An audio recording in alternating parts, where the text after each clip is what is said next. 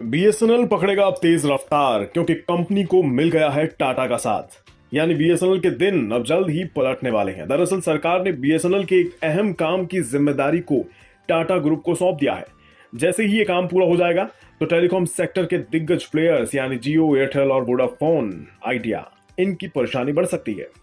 कैसे, चलिए जानते हैं। शुरुआत खबर से करते हैं और खबर यह है कि बीएसएनएल ने अपनी 4G नेटवर्क का विस्तार करने के लिए टाटा ग्रुप की कंपनी को एक ठेका दिया है।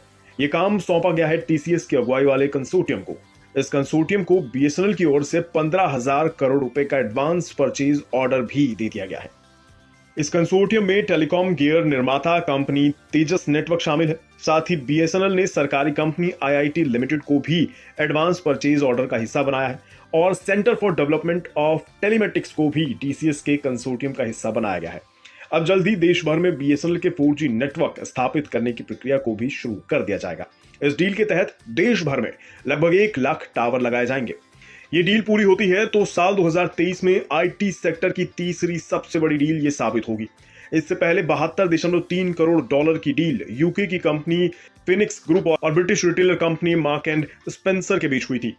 इस 15,000 करोड़ की बड़ी डील से एक बात तो साबित होती है कि सरकार बीएसएनएल को दोबारा पटरी पर लाने के लिए और दूरसंचार क्षेत्र की एक बड़ी कंपनी बनने के लिए अब कमर कस चुकी है। आप कहेंगे जिस कंपनी के पहले से ही बुरे हाल हैं, वो क्या 4G में सेवाएं दे पाएगी?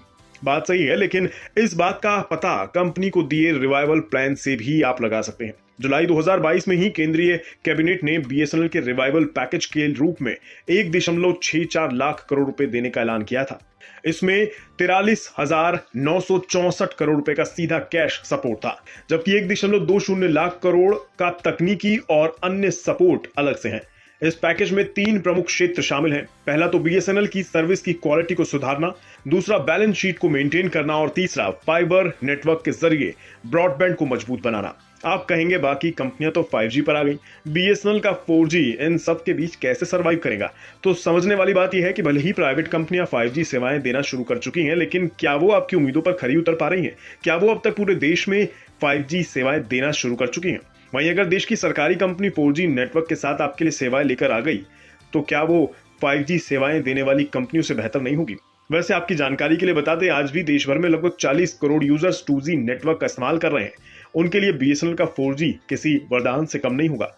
वही बात रही 5G की, तो फिलहाल तो भारत अगले 2-3 साल के अंदर जाकर 5G राष्ट्र बन पाएगा पूरी तरह से। हालांकि फिलहाल तो प्राइवेट प्लेयर्स का ही इस सेक्टर में वर्चस्व दिखाई देता है। ट्राई के आंकड़े बताते हैं कि फरवरी में ही इन प्राइवेट प्लेयर्स ने ताबड़तोड़ ग्राहकों को अपने साथ जोड़ा है, जिसमें जियो टॉपर दिखी है। जियो ने फरवरी में ही 10 लाख से ज्यादा सब्सक्राइबर जोड़े हैं और इसी के साथ जियो के मोबाइल सब्सक्राइबर्स की तादाद बढ़कर 42.71 करोड़ पर पहुंच गई है। वहीं एयरटेल के मोबाइल सब्सक्राइबर्स की तादाद में 9.82 लाख ग्राहकों का इजाफा हुआ है, जिसके बाद कंपनी के कुल मोबाइल सब्सक्राइबर 36.98 करोड़ पर पहुंच गए हैं। इन दोनों कंपनियों के उलट वोडाफोन आइडिया का हाल थोड़ा खराब दिख रहा है।